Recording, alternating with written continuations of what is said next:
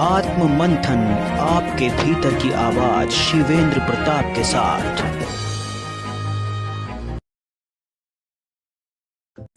नमस्कार, मैं हूं शिवेंद्र और आप देख रहे हैं आत्ममंथन भारत। आज मैं बात करने वाला हूं भारत में युवाओं की अनुशासनहीनता की।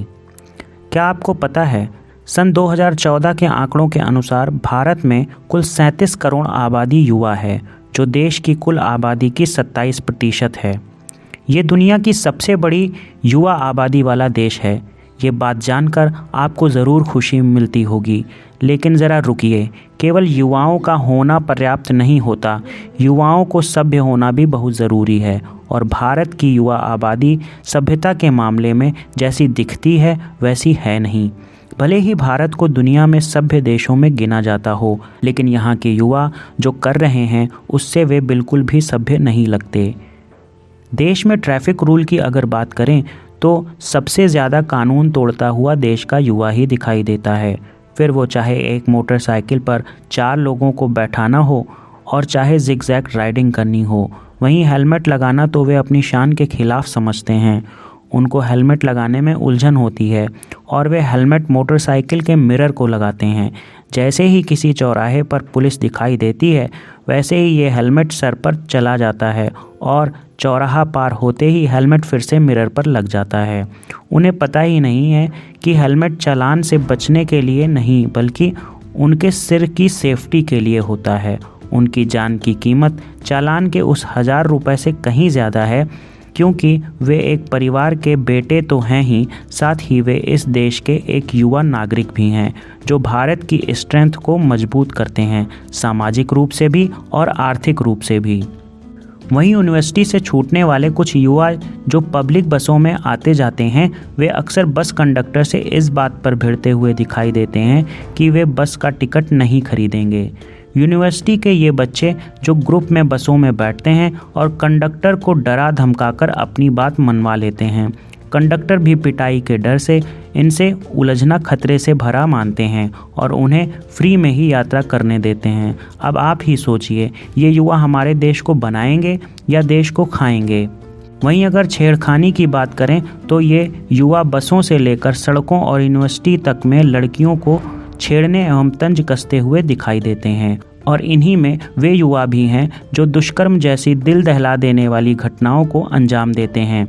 देश की महिलाएं छोड़िए, विदेशी महिलाएं तक भारत में सुरक्षित नहीं हैं। अभी हाल ही में आपने एक इजरायली परिवार के साथ हुए दुष्कर्म और हत्या के बारे में न्यूज़ मीडिया में देखा ही होगा।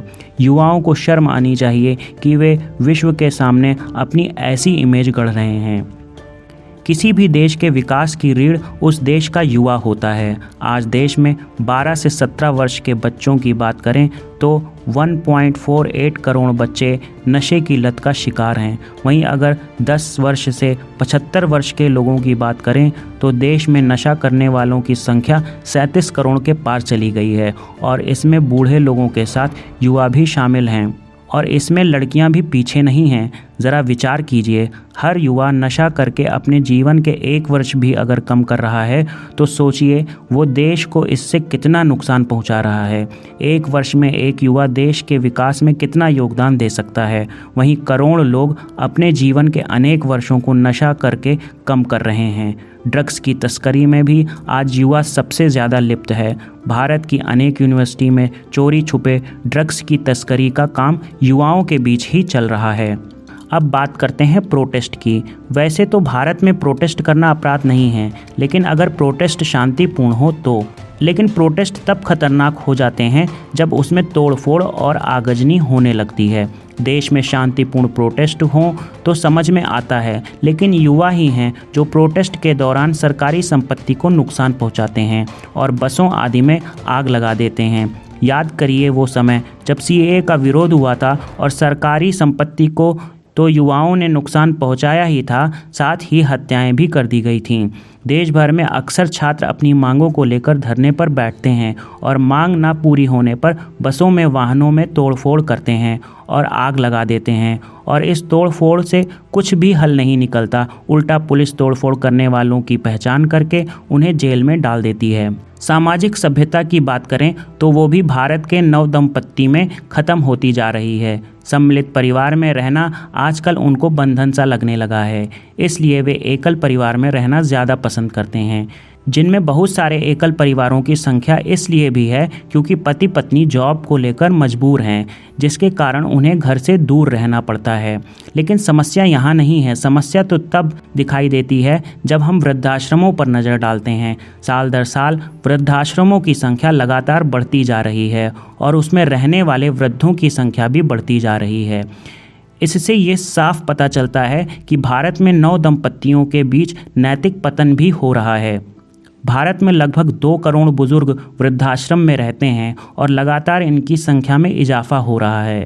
इससे तो यही पता चलता है कि भारत में नवदंपत्तियों में नैतिकता खत्म होती जा रही है। स्वच्छता की बात करें तो युवाओं ने स्वच्छता अभियान की भी ऐसी की तैसी कर रखी है।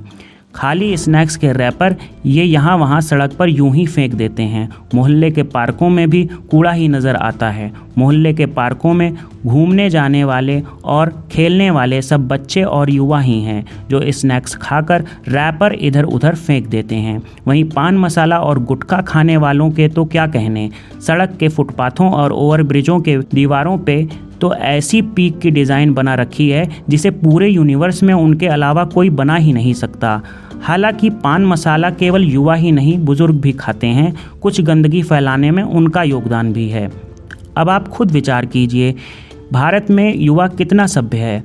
हर तरफ तो उसने अपनी नैतिकता के पतन का झंडा गाड़ रखा है। फिर हम कैसे सोचते हैं कि भारत भविष्य में विश्वगुरु बनेगा। मैं ये नहीं कहता कि सब कुछ खराब है। देश में बहुत से ऐसे युवा हैं जो सभ्य हैं, अपनी सभ्यता का परिचय देते हैं। लेकिन अगर भारत को दोगुनी तेज़ी से विकसित बनाना है और जल्दी विश्वगुरु बनाना है तो सभी युवाओं को सुधरना होगा।